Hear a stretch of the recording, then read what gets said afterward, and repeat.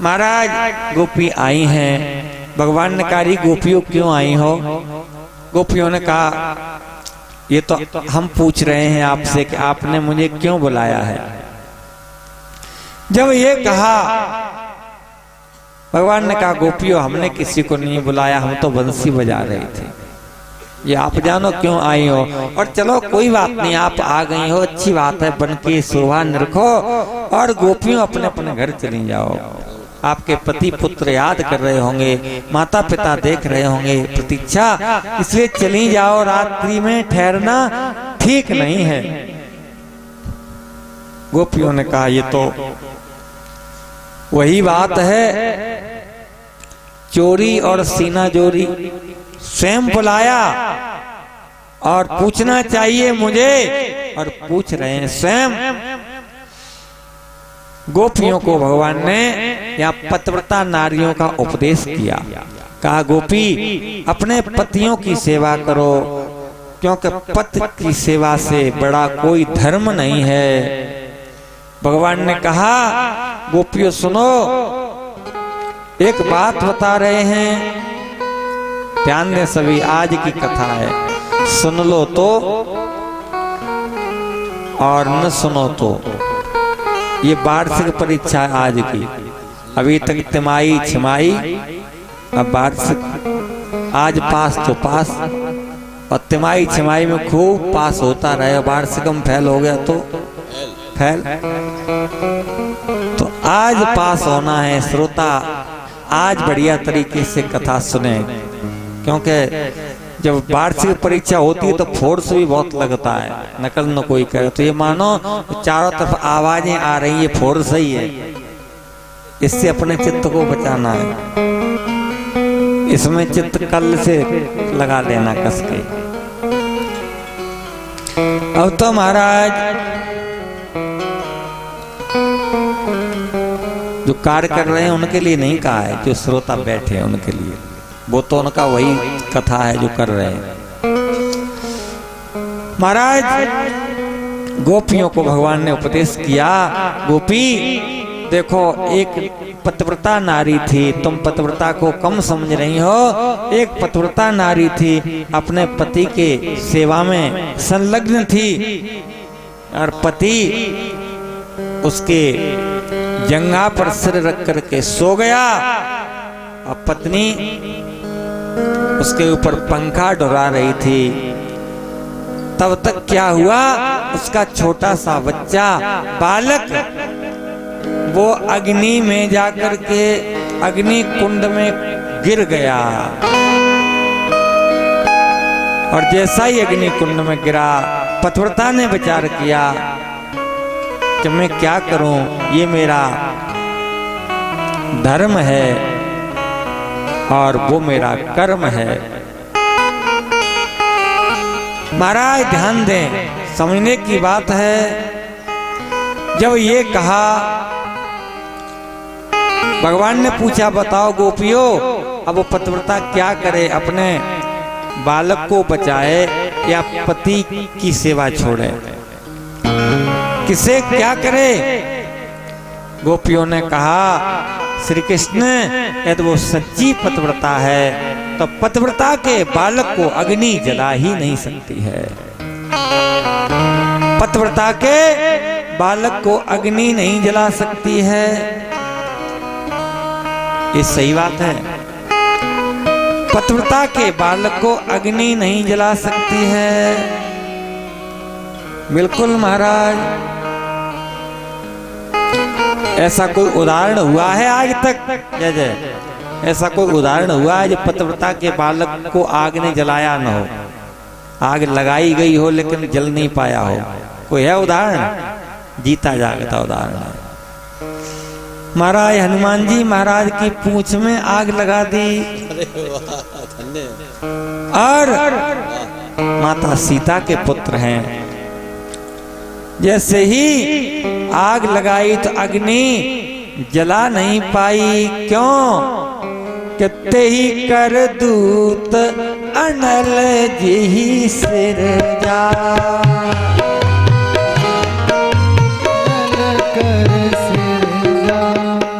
ते तेई कर दूत अनल जही सिरजा, तेई कर दूत अनल सिरजा, जरा न सो तेही कारण गिर जा, जरा न सो तेही कारण गिर जा। बोले संत भगवान की जय। आइए प्रभु। तेई कर दूत अनल जय सिरजा, जरा न सोते कारण गिर जा। आसन डाल दो। आज महाराज अग्नि ने हनुमान जी को नहीं जला पाया, तो बताया पतिव्रता के बालक को अग्नि जला नहीं सकती है। महाराज जी की लीला।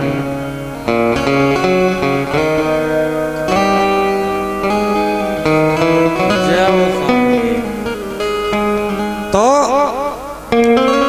गोपियों ने तो उदाहरण दे दिया, लेकिन महाराज आज गोपियों ने कहा वाह पंडित जी, बहुत अच्छी कथा कह लेते हो तुम, तो ध्यान दें, बहुत अच्छी कथा कह लेते हो, लेकिन एक छोटी सी कथा हम भी सुना रहे हैं तुम्हें, सुनिए। गोपियों ने भगवान से कहा मैं भी एक कथा आपको सुनाऊंगी, श्याम सुंदर एक कथा तुम भी सुनो। कहा कौन सी कथा सुना रही हो? गोपियों ने कहा श्याम सुंदर एक पतिव्रता नारी थी, अपने पति की संलग्न है के सेवा करती थी। एक दिन उसका पति परदेश चला गया। महाराज कुछ समय के बाद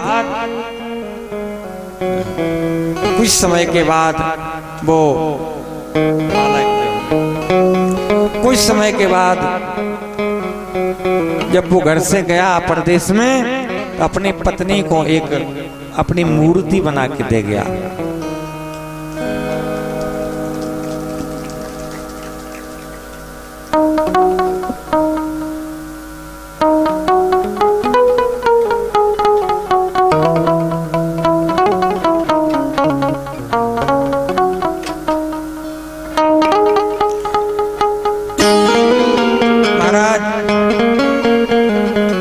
जैसे ही अपनी पत्नी को एक अपने जैसी मूर्ति बना के दे गया और कहा कि जब तक मैं नहीं हूं तब तक तुम इस मिट्टी के पति की सेवा करती रहना, मेरी प्रतिमा की पूजा करना।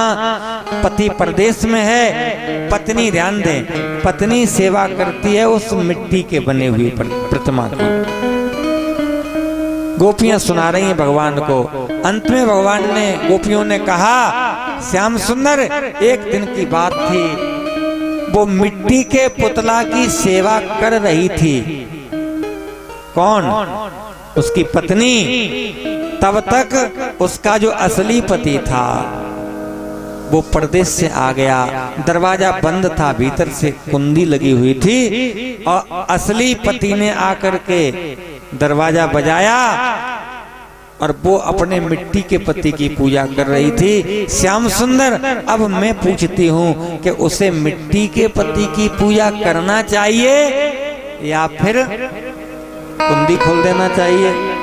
श्याम सुंदर ने कहा हरी गोपियों, जब असली पति आ ही गए हैं दरवाजे पर, मिट्टी के पति की सेवा तो तब तक करने थी जब तक असली पति नहीं था। जब असली पति आ ही गया है तो दरवाजा खोल देना चाहिए। गोपियों ने ताली बजा दी, कहा आपका मुख आपका ही द्वारा उत्तर मिल गया। जब तक आप नहीं थे तब तक संसार के मिट्टी के पतियों की हम पूजा करती रही, और जब आप स्वयं नारायण आ ही गए हैं सबके पति, जब रघुपति आ गए हैं, जगतपति आ गए हैं, तो मैं सेवक रघुपति पति मोरे, तो अब हम मिट्टी के पतियों की पूजा क्यों करें? श्याम सुंदर मैं घर को नहीं जाऊंगी, आप कुछ भी कहें, भवन नहीं हम जाऊं कन्हाई, भवन नहीं हम जाऊं कन्हाई, भवन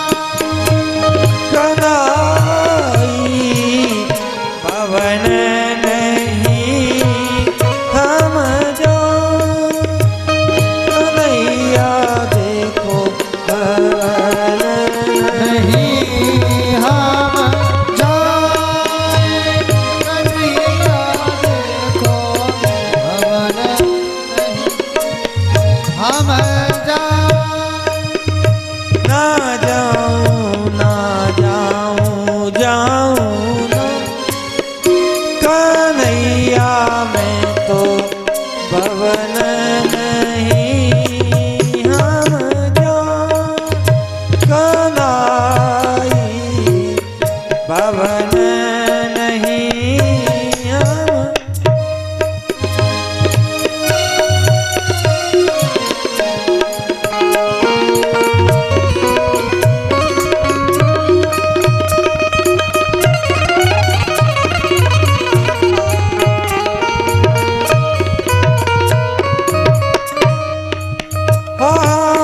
सासु ननद से भई बाहरी से भई बाहरी वो क्यों जाने पीर पराई भवन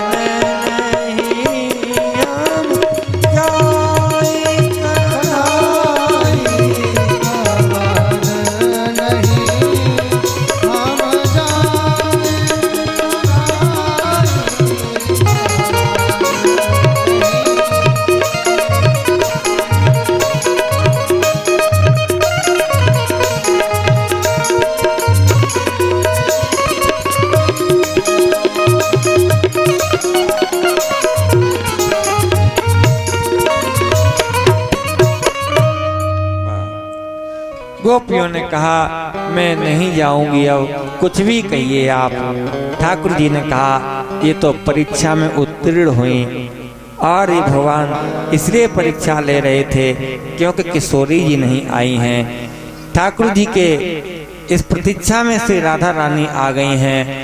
और देखिए पूरी भागवत कथा में ये श्रीमद् भागवत कथा तेनेयम वांगमयी मूर्ति प्रत्यक्षता वर्तते हरि, साक्षात भागवत के रूप में भगवान ही हैं विद्यमान। लेकिन जो श्रीमद् रासपंच अध्यायी है भागवत में, ये मानो पंच प्राण हैं भगवान के। पूरी भागवत का सार है रास पंच अध्यायी। तो महाराज ये भगवान ने पहले किया है रास, और रास के बाद हुआ है वियोग अंतर्ध्यान, अब फिर हुआ है महारास।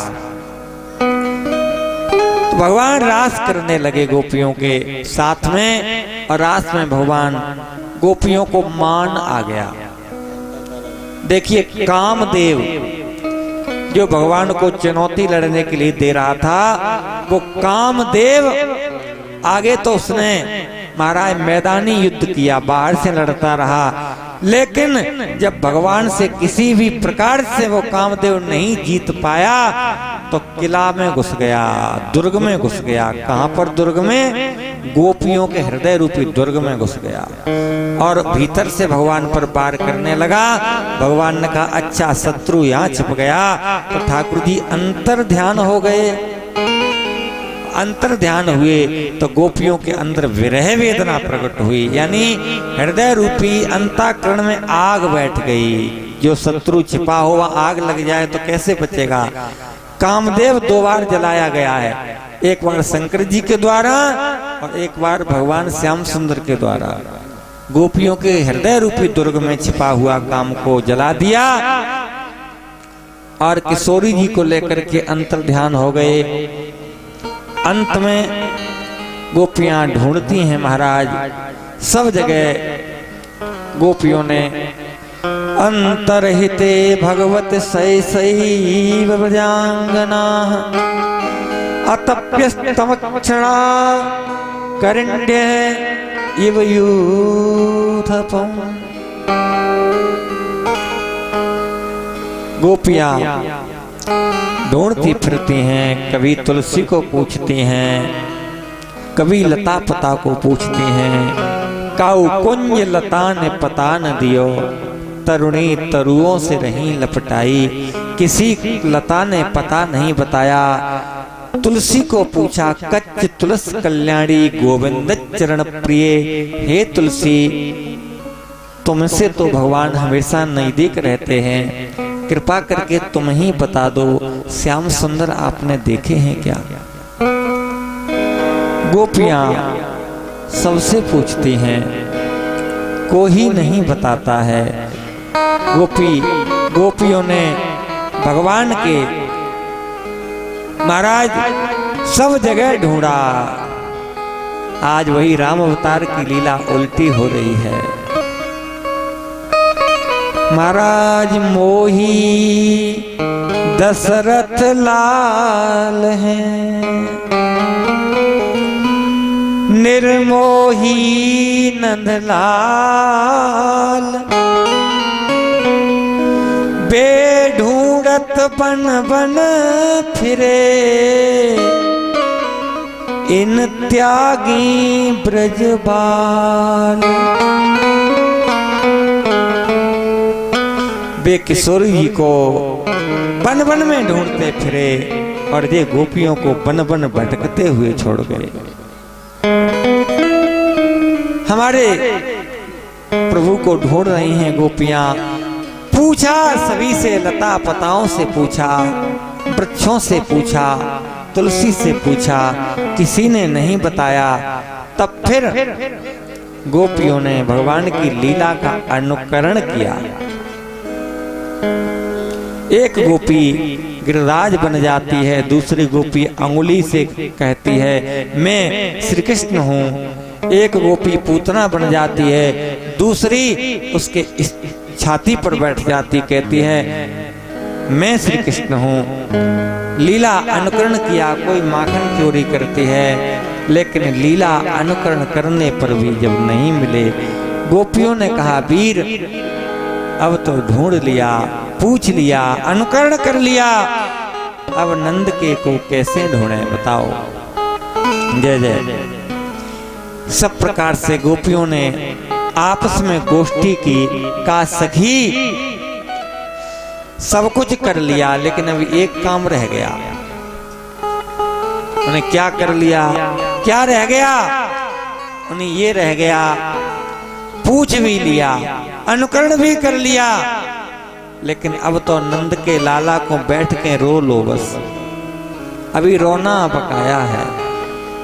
भगवान कब मिलते हैं और कहाँ मिलते हैं? कबीरदास जी कहते हैं जिहुवड़िया छाले पड़े, राम पुकार पुकार,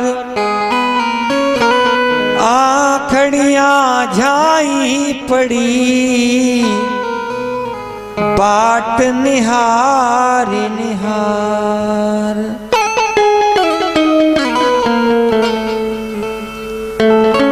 तो फिर क्या करें कबीरा, हंसना छोड़ दो,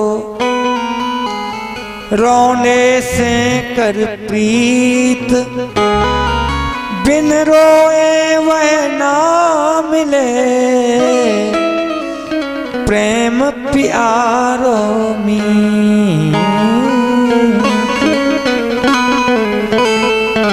हंस के भी देख लिया, जीव में छाले पड़ गए, राम राम इतना कहा, आंखों में झाई पड़ गई, इतनी बाट देखी, रास्ता जो ही श्याम तेरी जोहत रह गई बाट।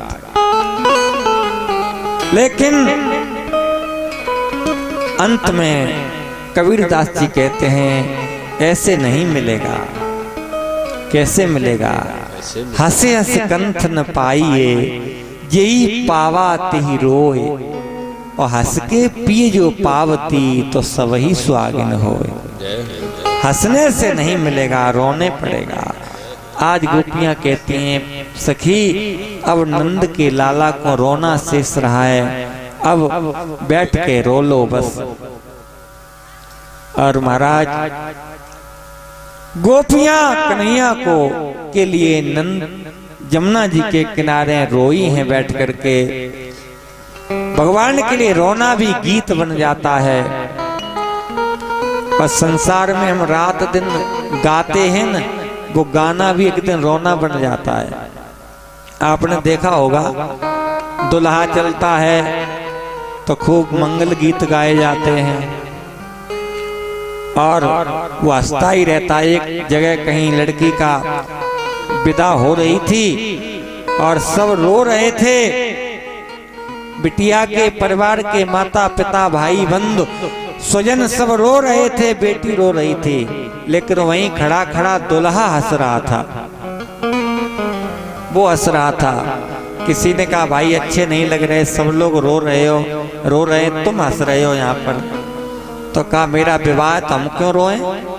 तो कहा विवाह तो इसका भी ये रो रही है, लेकिन तुम कम से कम हंसो मत। बैठ सामने खड़े होकर के तब तक कोई संत निकले, उन्होंने कहा इन्हें हंस लेने दो, इनके उदाहरण हम देते हैं।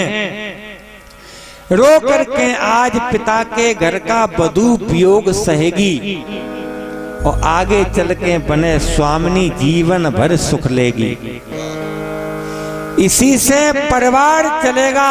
और ये आज हंस रहा है न, सब भार यही ढोएगा और दुल्हा हंसले आज अंगारी जीवन भर रोएगा। आज हंसले केवल आज के अलावा इसका रोना यहीं तक है और तेरा रोना शुरू हो जाएगा। हाँ जी महाराज, तो गोपी भगवान के लिए रोई हैं और उनका रोना भी गीत बन गया है, उसे कहते हैं गोपी गीत। देखिए कोई अपने सावधान बैठेंगे शांति पूर्वक, श्रीमद् भागवत का जो मेन मुख्य प्राण है, जो गोपी गीत श्लोक है संस्कृत में, हम ये नहीं कह रहे हैं कहा गया हो, लेकिन शायद है अभी तक तुम्हारे गांव में गोपी गीत नई कथा में किसी ने सुनाया होगा, हमें विश्वास है इस बात का पूरा। लेकिन आज हम तुमको गोपी गीत सुनाने के लिए जा रहे हैं। आप लोग शांति बना के रखेंगे, मात्र 6 मिनट लगेंगे। और गोपी गीत ऐसा गोपी गीत है, संस्कृत में है, जो गोपी गीत को गाता है 1 साल पर्यंत दीपक जला करके भगवान के सामने प्रतिमा को रख करके उसे महाराज भक्ति के अनुसार भगवान का अनुभव अवश्य होता है, अवश्य होता है, अवश्य होता है। ये गोपी गीत की महिमा है, ये अनुभव की सारी बातें हैं। 1 साल तक जो गोपी गीत गाता है उसे निश्चित कुछ न कुछ अनुभव होता है। घी का दीपक जला करके गोपियों ने गाया है। ये भागवत का मुख्य प्राण है, पूरा सार है, तो सुनाना बहुत जरूरी है। आप लोग शांति बनाएंगे। आप ये न समझे कुछ समझ में नहीं आ रहा है, समझ में हमारे में भी नहीं आएगा, तुम्हारे में तो आ कहां से सकता है, लेकिन सुनने की महिमा है, इसलिए सुनिए शांति बना करके। कर दिया आ जाओ इस तरफ, माइक वहां बैठे आप बोलेंगे उसी उस माइक में। पुनः पुलिनमागत्या कालिंध्या कृष्ण भावना समवेता जगु कृष्णम तदागमन कांक्षिता। गोपियां भगवान को ढूंढने के लिए जमुना जी के किनारे आ गई हैं, रोने लगी हैं और रो करके गोपियों ने एक स्वर में भगवान को गाया है।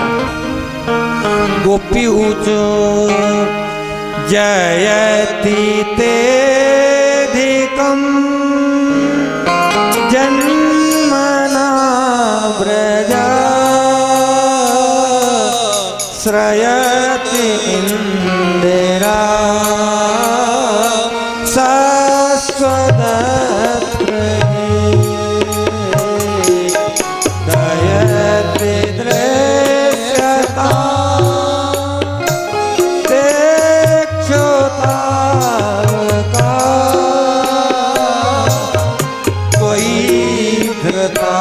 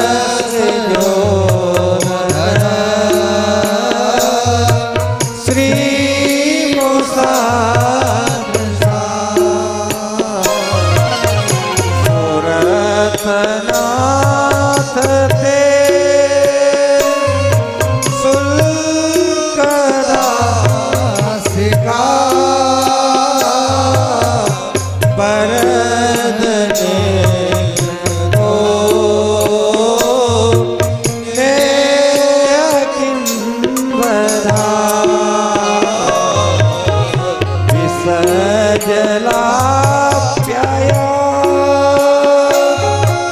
ज्ञान राक्षसा बरस मारुता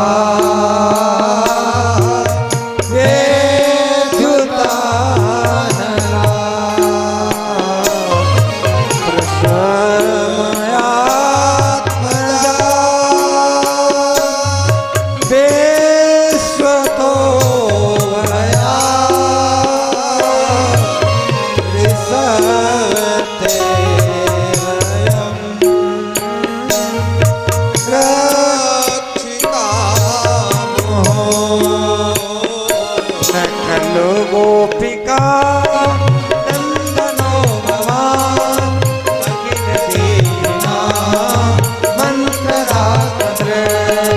विघ्न साथ तो विश्व को सख उदयवा सात तामुए मेरे पिता भयम विष्णु